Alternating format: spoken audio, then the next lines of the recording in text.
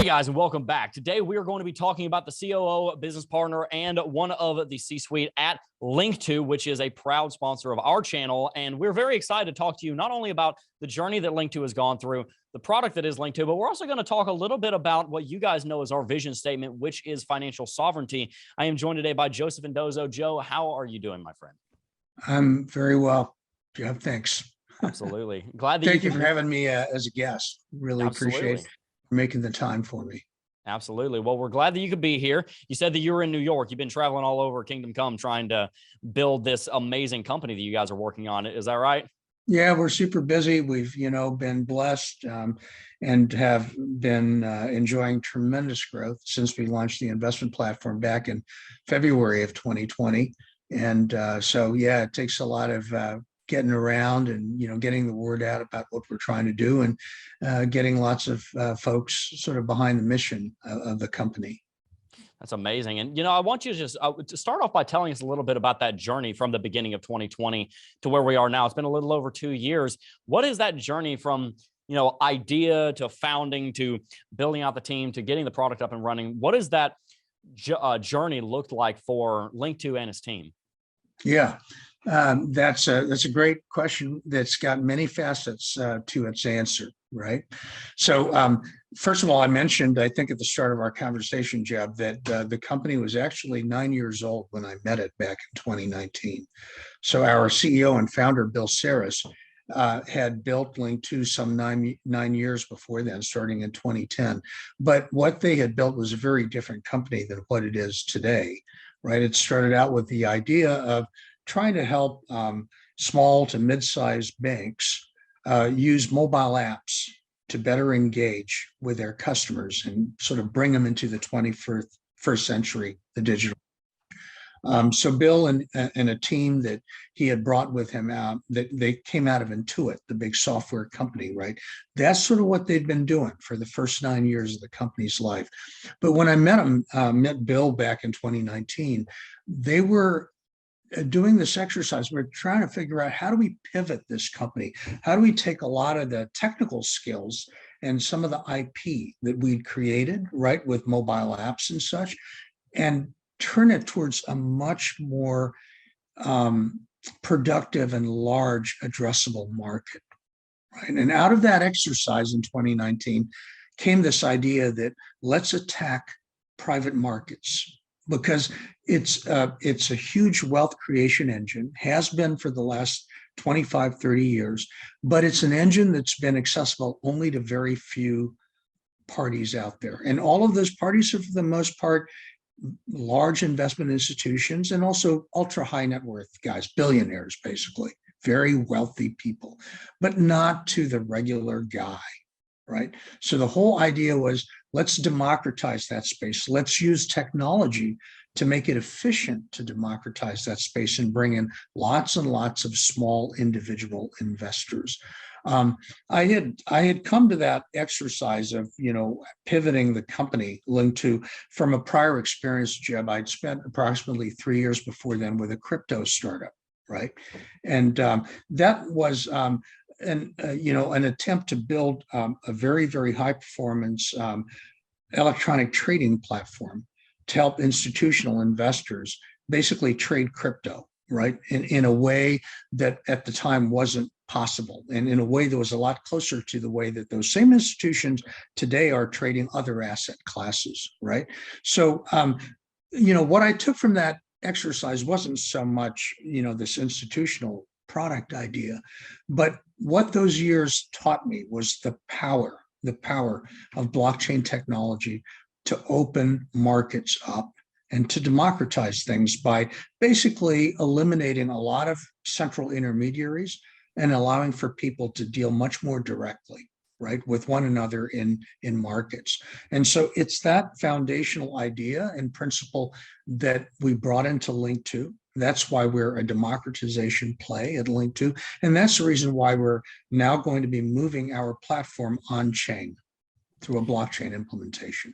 Well, I think that's amazing, because that goes along with the cultural shift that we're seeing in the last 10, 20 years. You talk about things like Uber for ride sharing. You talk about things like Airbnb for home sharing, and you bring this barrier to entry down.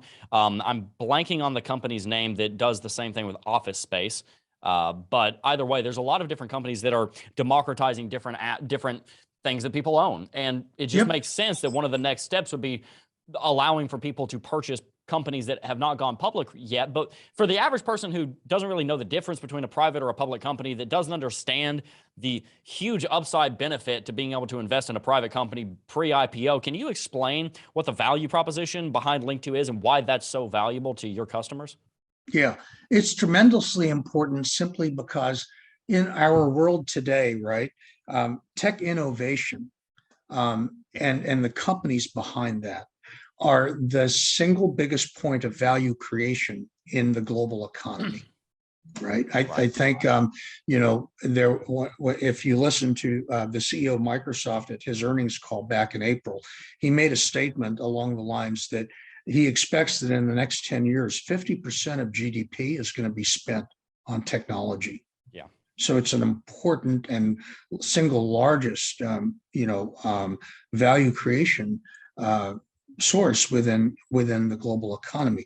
But having said that, the companies in that space are, as I said, not available for investment while they're private. So folks like you and me have to wait for these companies to basically go to the public market before we can invest in them, right? And the problem with that proposition is that by then, you've lost a lot of the value creation while they were private, because in the old days, meaning, in the 90s and the 80s and the early 2000s, the time a company stayed private, the median time they were private before they went public was about anywhere between 4 to 5 years. Today, that median time of being a private company is closer to 12 years. So much value is getting created by these companies while they are private. And that's the point when you want to be investing in them, not waiting for them to be fully valued in the public market, right? The big problem is, how do you do that if you're a regular guy? So that's the problem we're trying to solve. We're seeing this huge asset class. In the world today, there's about more than 1,100 tech companies that are unicorns already, meaning their valuations $1 billion or above. Think about that. More than 1,100 companies already today. Their total market value in the private market today is in excess of $4 trillion, Jeb. But how do you get to invest in one of those 1,100 companies and that have a value of more than $4 trillion today if you're a regular guy? The answer is you can't, or it's not going to be real easy. Right? Or you use Linqto. Yeah, well, there you go. And that's the problem we're solving. Well, that makes a lot of sense. We look at things like the cryptocurrency market and we think, oh, wow, there's such massive 16,000% growth. From the beginning of the pandemic to $3.13 on Cardano, it was a 16,700% run on Cardano. If that were a company, most of that value appreciation probably would have happened pre-IPO. If Cardano were a company, it probably still wouldn't be public. So unless you were able to privately invest in Cardano, if it were a stock, you wouldn't be able to capitalize on that unless you're an accredited investor, which is very difficult to become unless you use you guys with Linqto. So yeah, there's the value proposition, is that stocks don't appreciate less than cryptos. You just get in after 90% of the earnings are already made, right? You get in, yeah, while the value's being built, because like I said, when a company goes public, it's got, number one, to meet certain listing requirements, right, in order to go public. So a company is going to take time to meet those listing requirements. The other part of it is that, frankly, many private companies today already meet those listing requirements, but it's a lot more comfortable for them to continue building their markets and their customer base while remaining private, because then they don't have to be bothered with all the constant reporting and the disclosures and all the pressures that come with being a public company. So there are lots and lots of reasons why these companies stay private, right? That doesn't mean that while they're private, they're not growing in value. Because think about it. I mean, if you got 1,100 companies today that are $1 billion and up in value, those companies didn't wake up one morning and they were already $1 billion. started at zero and they got to $1 billion. So who was riding that elevator up from zero to $1 billion? Wasn't you and me. Now we're trying to make it you and me. That's just, right. So how do you do that with Linqto? Let's break it down. How do you do that? Yeah, there's a couple of things without going into too much detail, but the basic mechanics are this, right? So the thing about making investments in restricted private company stock is that the transactions are super difficult. They're very time consuming, they're laborious, they're very documentation extensive. They entail closing risks, meaning you're not certain you're going to close. And I'll explain that in a minute. And they require big dollars to transact. So we've tried to take care of each of those frictions, right? We've removed the documentation intensity. We've removed all the complexity of doing the transaction. We've removed the large ticket sizes that you need to transact, because typically in that private market, because it's institutional, right? The trades that are happening are in the tens of millions, right? The median size is about 8 million, right? It's hard for regular people to be writing $8 million checks day in and day out. So we got to make it affordable by fractionalizing investments so that they're bite-sized and digestible by regular people. And then we've taken away the closing risk, because in private transactions, and this is different than in the public market, everything is subject to the consent of the issuing company. The company that issues the stock has a right to say whether stock can transfer from one owner to another, whether stock can be issued by the company itself. It's directly within the exclusive control of the issuing company. In the public equities market, you go to your brokerage account and buy any damn stock that's listed. You don't have to say "Mother may I," right? Because it's all freely tradable and registered by definition. It's freely tradable.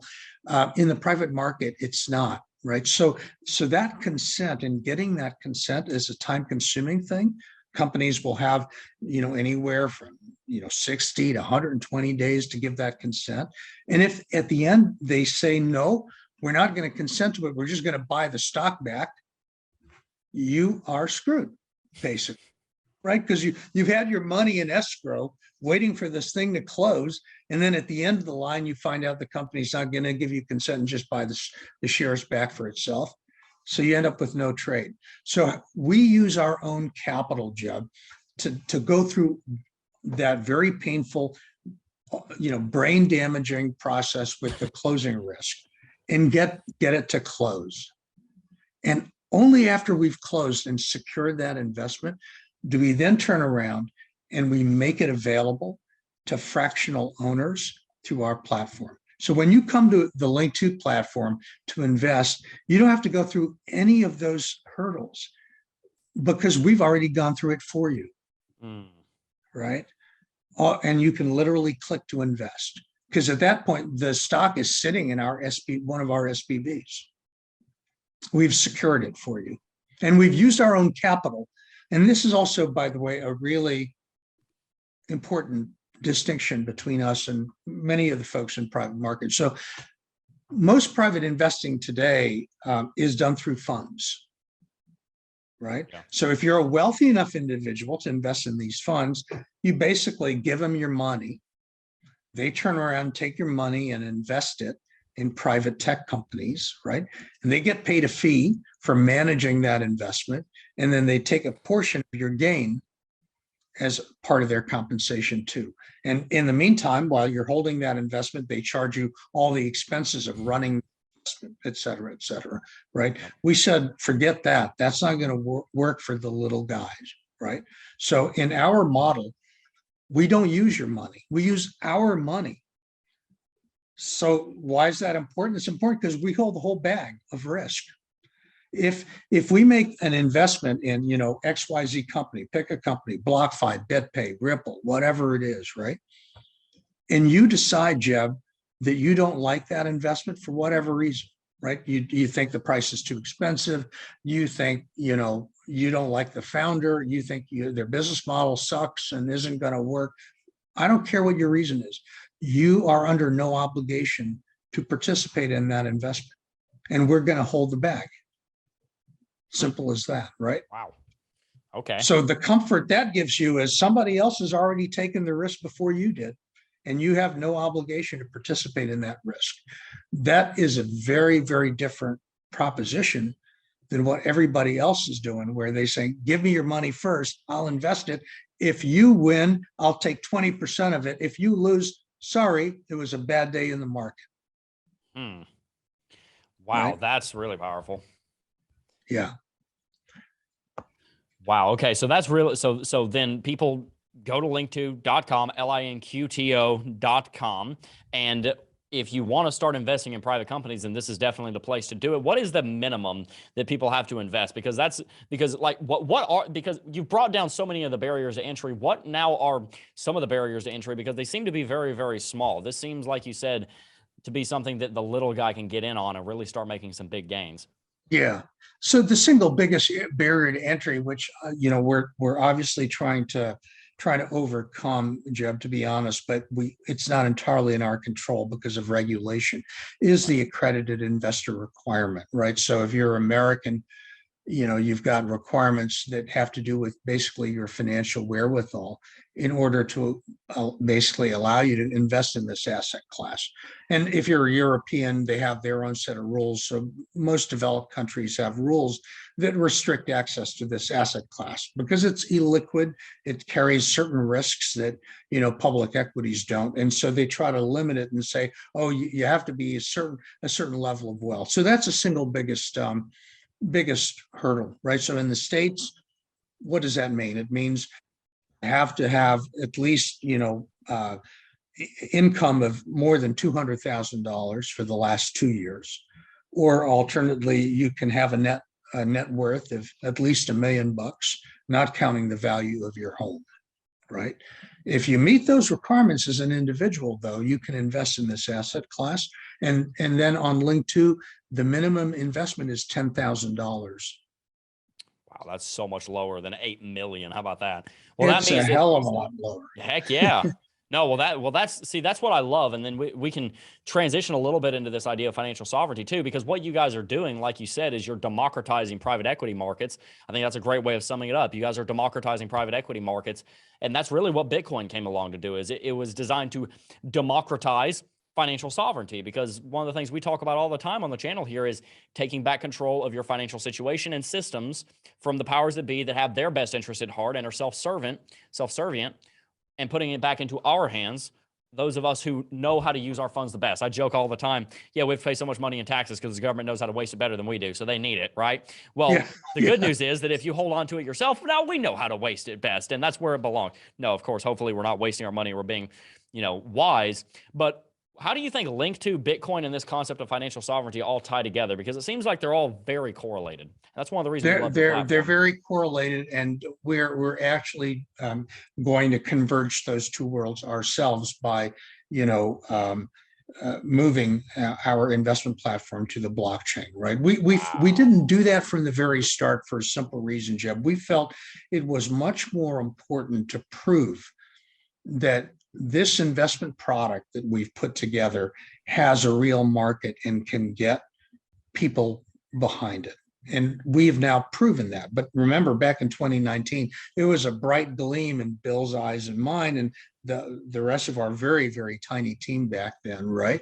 But it wasn't something that we could point to and say it's real. Today, it's real. We have 50,000 plus members around the world that have proven it's real. They have put more than 125 million bucks of their money alongside ours in these investments to prove it's real. We have invested in 41 companies so far, private tech companies that know we are real because we have been shareholders of theirs. And 6 of those companies have gone public on the stock exchange, and they're real. Right. And you can still buy their stock today in the public markets if you want. Coinbase, Robinhood, SoFi, Marqeta, Innovium, and then, soon to come NerdWallet, although we'll have to wait and see. I didn't know NerdWallet was about to go public. That's a big story. Yeah, they filed a confidential IPO, although I'm sure they're sitting back and waiting for the market to come back, because right now the IPO window's closed. Right. But eventually it's a great company that will make their way to the public market. So in any case, the proof of concept is there, and now we have enough critical mass in terms of market and capital that's been accumulated on the platform to begin that next step of evolution and move to the chain. And what moving to the chain is going to do is allow us to take advantage, right, of all of the technical advantages of being a blockchain. It'll allow us to do transactions in a much more secure way, right? Because of the immutable, data that can be captured on chain ledgers. It'll allow us to process and settle payments and trades in a much more fast and efficient way. It'll allow us to use smart contracts to make sure that transfers of ownership of these investments, when they're tradable between accredited investors, takes place in a regulatorily compliant but also easily clearable way. And most importantly, it'll allow us to basically aggregate liquidity around these investments in a much more efficient and broad way. So what do I mean by that? Today, when you make private investments, Jeb, they're illiquid, right? So what happens is that these institutions that dominate the market will have a certain pocket of their portfolio that's allocated to this class of private stocks. And they know going in that these stocks are going to be illiquid until there's a public liquidity event, public market liquidity event. So they go in knowing that they're going to be illiquid for a certain period of time. And that can be a long period of time. If you invest in an early stage fund, for example, your money's going to get locked up for as much as 10 years, right? In our case, what we've done is we're going to be creating an alternative trading system, and we're getting regulatory approvals. We should have them in the next 60 days, right? To operate a trading platform that will also be linked to, where if you make an investment in one of our private tech companies, but for whatever reason, you decide you don't want to wait or you can't wait, right, for the IPO of those shares, you can actually sell your Linqto investment to other members on the platform and get liquidity, right? So you're making an open market with private equities. Yes. Amongst these small investors. Now think about what the huge implications are when those entities are tokenized, those investments are tokenized and tradable on chain. So we've now we'll have a blockchain-based exchange where those securities tokens that Linqto creates can trade. And because they're securities tokens, we can list them not just on our exchange, they can be listed on other crypto exchanges. And they can then become, and this is the great part, right? They can then become interoperable with crypto. So I can take my Bitcoin and I can use it on an exchange to buy those Linqto securities tokens, as long as I'm an accredited investor. Right? That's really, really big. That's the marriage of stocks and crypto, of traditional equities and crypto. Correct. Sheesh. Well, that's a huge deal, because what you're basically doing is you're bringing stocks into interoperability with cryptocurrency. That is a huge, huge, huge idea. Well, Joe, we're going to have to go, but tell us where can we find Linqto? Obviously, Linqto.com. Is there any social media that we can follow to keep updated about this? For anyone who wants to invest on Linqto, how would they do that? You can find us on Twitter and YouTube. Telegram. As well, and check us out on social media, Facebook. But also, the most important thing is just come to our website, download our app, and reach out to us. Right? If you want somebody to give you a call from Linqto, we're happy to do that. We've got a really active customer success team and a sales team. They'll be happy to schedule a call with you, explain to you how things work, what the nature of the different investments are that are available, and get you started. That's incredible. Well, Joe, I really appreciate you taking the time, buddy. And we really look forward to seeing what everybody's going to be able to do on Linqto, and what you guys do, bringing the average person to private equities and bringing private equities to crypto. That's just incredible what you guys are doing. Thank you so very much for your time. Thank you, Jeb. Really enjoyed our conversation. Stay in touch with me, by the way. Yeah, absolutely. Yeah, we'd love to bring you. Love to learn more about what you're doing and continue this conversation offline. Absolutely. Appreciate that, Yeah, Joe. You have a thanks. good one.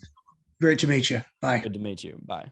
If you enjoyed this video, make sure you hit that like and subscribe button. Also, comment down below so we can continue to give you the best videos possible. Peace.